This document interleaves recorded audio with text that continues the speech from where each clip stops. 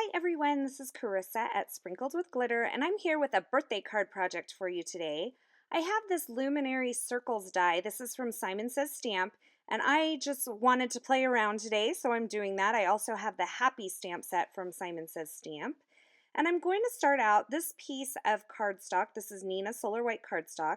It's cut to 3 3/4 by 5 inches. And I'm just going to die cut this luminary circles shape out of the corner, the lower right hand corner of this cardstock. Now while I'm at it, I just thought I would run through this little tag because I'm going to be using that on my card as well. And I just layered up a piece of glitter paper and a piece of vellum and ran that all through my die cut machine at once. Now I did want to show you this did cut through, although it was a little difficult to remove it, but I have cut the glitter paper before without a problem with these dies. So there's what that front panel looks like with all that luminary circles cut out of it. And I think you could do a whole lot with this die. It's really kind of fun and cool. And I'm just laying it over to make sure I have it positioned correctly over this piece of Tim Holtz watercolor paper. And I'm going to mask off the edges because I'm going to be doing some inking on this, but I want the edges to stay nice and clean and white so that when I mount that, I'm not having any seepage onto the edge of my card. So once I got that all masked off, I brought in my Ranger craft mat. I've just cut mine down into a more manageable size for me. And I'm just double checking that I didn't mask off any of the areas that actually need ink under them. And then I'm going to mark the top and bottom circles so that I make sure that I get ink everywhere that I need it. I'm starting out with the Barn Door Distress ink and a mini ink blending tool from Tim Holtz, and I'm just going to start adding kind of a rainbow pattern of ink onto this Tim Holtz watercolor paper. I use the Tim Holtz because it's a bright white like the Nina instead of kind of an off-white like a lot of watercolor papers are. So once I got the barn door on there, then I went into the wild honey and then the peeled paint, and I'm kind of allowing these to overlap a little bit, and then finished off with the broken china, which I think might be my favorite distress ink color. Making sure I get that all the way down into the corner, overlapped, and I went back and intensified some of the areas where I wanted more color. Once I got the inking exactly how I wanted it, I brought in my mini mister. This is a Ranger mini mister. It just has regular water in it. And I'm just going to give this a nice good spritz to kind of allow those colors to blend a little bit more. And then I thought it would be fun to add some texture. I have this diagonal stripes stencil from Simon Says Stamp, and I placed it on there. The ink's already wet, and then pulled it up. But this didn't quite give me the effect that I wanted. In fact, it was a little bit muddy. And so instead, I brought in this diagonal stripes background stamp. This is from My Favorite Things.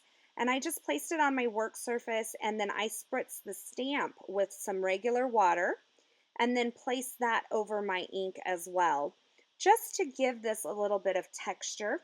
And you can see here when I pull that up, that gave me the effect that I was really going for. So I'm going to bring in my heat tool, and I'm just going to dry this a little bit. It was actually easier for me to handle it while it was still on my craft sheet there, so I did that. And then I just hit it really quickly with my heat tool. I didn't dry it all the way. I just got a lot of the excess water off. And then I could peel up my mask, and it just made such a beautiful edge. I had kind of experimented with this before where I didn't mask the edge, and it was kind of a mess. So this turned out much better. Now it's time to work on the sentiment, and the sentiment's going to be on this little tag. I'm going to be stamping on the vellum and layering it up with the gold glitter cardstock there. So I have this happy stamp from the Happy Stamp set from Simon Says Stamp, and I'm using the little scripty one and just kind of stamping it at an angle across that little tag. And then I'm going to use the sans serif birthday greeting and just stamp that right below, just straight across the bottom of the tag. And I'm using some jet black StazOn ink because it dries super quick on that vellum. I'm just adding some foam tape to the back of this card panel here, and you're going to see me add a couple little spots where I'm actually covering the circles, and I'm doing that on purpose because when I go ahead and expose this and then add it to my watercolored panel, I'm going to go back in and add some gold glittered circles right in where those are. So I just did a few. I didn't want the gold glitter to be overwhelming. I wanted you to see the inking that I had done. But I ran that Luminary Circle die cut or die right back through my die cut machine using gold glitter paper. And then I'm just fitting in the circles that fit there. And you can see I just did 3 of them, so it wasn't too much. Now I have a piece of Nina 110-pound cardstock. I'm going to create a side folding card, and I scored that and used my bone folder to make a nice crease. And then I'm putting tons of adhesive on the back of this watercolored piece of paper, and it's going to cover my whole card front. So I use my work surface to kind of line these up. I very rarely cover the entire front of a card, but this time I am, and I use kind of my work surface to kind of just allow those to get on there nice and even. So now I've wrapped some gold twine around the edge of this card, and it's a triple kind of layer of twine there, and I'm using my tweezers to kind of hold that in place. And then I'm using a dental floss threader and putting the end of my twine through that dental floss threader so that then I can use that to lace on or tie on my tags. It just makes it easier than getting the end of the twine through that little hole, and it keeps your twine from fraying too much as well. So once I got that lace through there, then I went ahead and tied it into a little bow and took off my tweezer.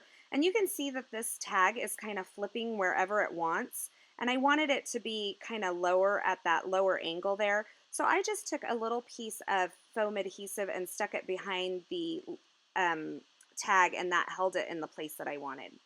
So that finishes off my card project today. Probably a little different. I don't do a whole lot of inking, but I did manage to find a way to add in my gold glitter in there. As always, I have links to all the products used in this project in the description at YouTube, as well as over at my blog at sprinkledwithglitter.com. Thanks for stopping by, and I hope you have a fabulous day.